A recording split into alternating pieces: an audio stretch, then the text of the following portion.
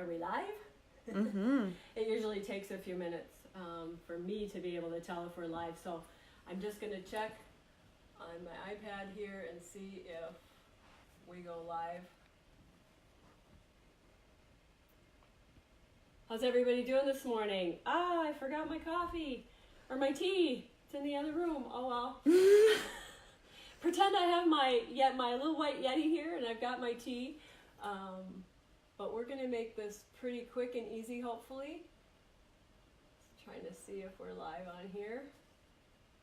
Oh, we are. There we are. Okay, so, but we're sideways. We're sideways. I can't rotate it while it's on here. Let's try. It won't let you rotate it once the video starts, it said. Well, here, I know what we're going to do. We're going to have to improvise, and we're going to have our camera woman hold the camera the right way this time.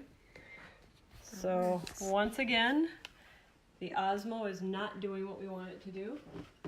That's about a 30-second delay, so we should flip over in a second here. Okay. Unless I hit a button, I don't see us moving.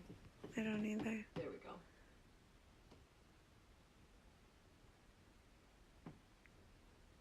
See if it flips. Okay, enough of that. There we go. Are you back? I think so. Yep, there we go. Yeah. Okay. Okay. All right, good morning, everybody. Today we're going to talk about how to measure a closet, and I have a volunteer. Hold on, I got to turn the volume down. All right, good morning, everybody. There we go. Technology, right?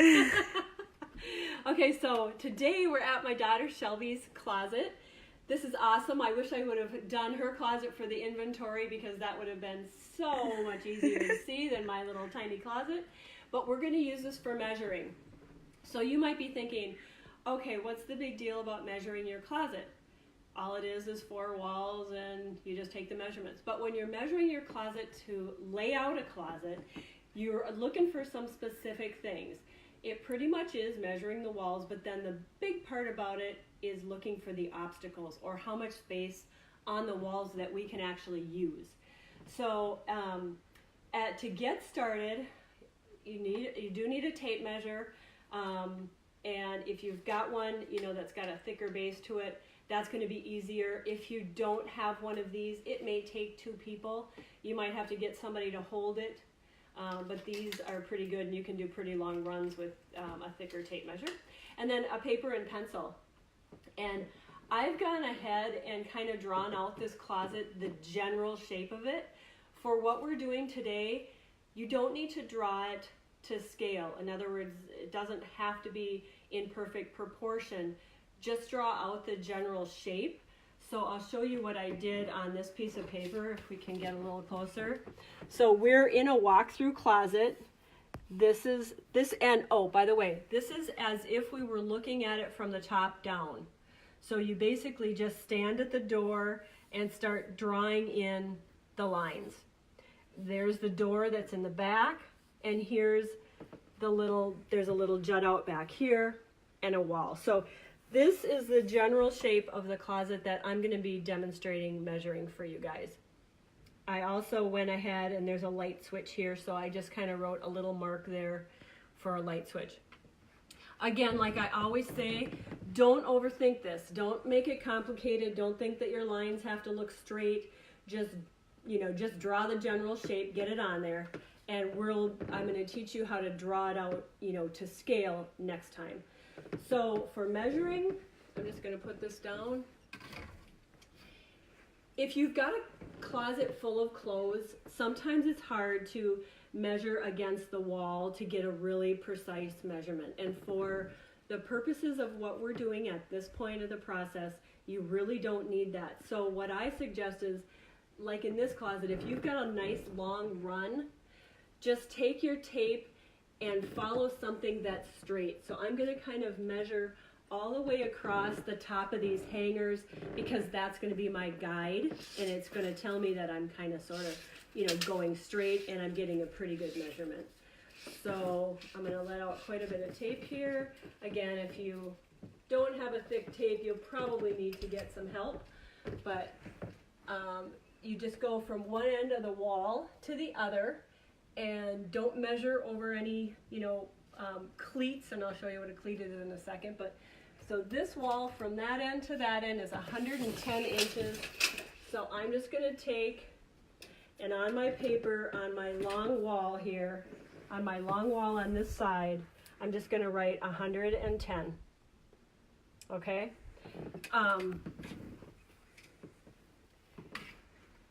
This is called a cleat. It's generally a piece of wood that's sticking out. Don't measure to that, measure to the wall. So we've got that whole wall done. I'm going to quickly, actually I'm going to stay back here. This wall is a good example because it has a door. So we're not going to measure the whole wall. We're going to measure what we could actually use to create a closet out of. So I'm just going to measure from the wall to this trim here, and it's 41.5 inches, and I'm measuring to the outside of the door trim. And again, it's 41.5. So I'm going to take my paper. My tape has attacked my necklace. I'm going to take my paper, and that was this wall back here. So I'm just going to write 41.5. Okay, we're not going to really care too much right now about the door. The only reason, well, we'll just keep going. Now I'm going to measure this little wall over here. And so just going to take and try to find a spot that's clear. And this side is 25.5 inches. So I'm going to write down 25.5 on this space. Okay, so those are our two usable walls. Now I am going to measure that entire wall, but really only so that when I draw out the whole space, I have the right ratio. So you could do it two different ways. You could measure the whole wall, or you could just measure the door and put that in there. Actually, because it's not really clear, and just to save time, I'm just going to measure the door. 35 inches is the door, so I know that if I add up those dimensions, I'm going to get the whole width of the wall. Okay, and typically if I was in somebody's closet, and I recommend this to you too, I would measure both ways just to double check that I didn't make an error. Which I never make an error when I measure, just ask my installers. But it does happen, you might see a number, so it's a good check if you can measure things twice. It's good to do that in closet design as well.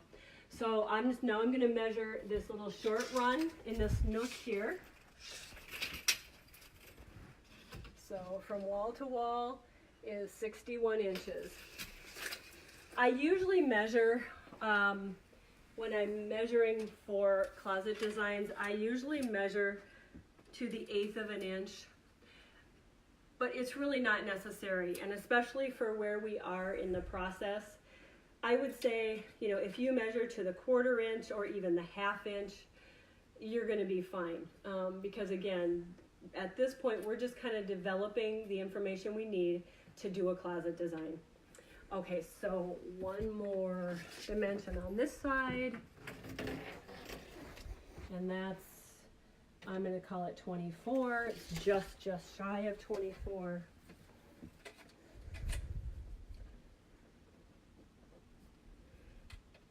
Okay. And I wish this is a perfect closet to talk about something else too. We're not really at this point yet, but it takes about 22 inches to hang hanging clothes. So camera lady, if you could come this way. You see how this wall is, I said this wall was 24 inches deep, and these clothes are almost hanging to the edge of it. So if this wall was shallower, if it was only like 12 inches, and you put hanging clothes there, they would actually hang over the door.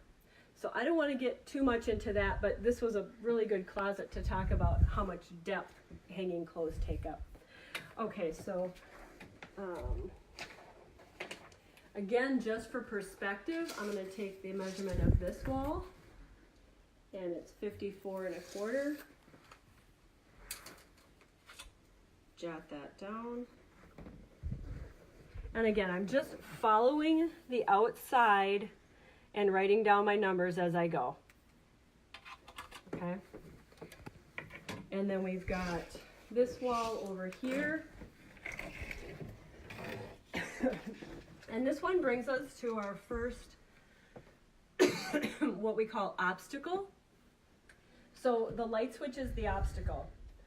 So I'm measuring the full wall and it's 47 inches.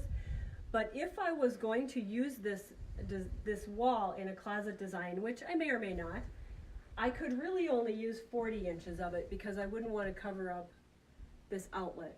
So I'm going to write on my design, on my wall, 47, but then underneath that I'm going to say that this outlet is at 41 1/2.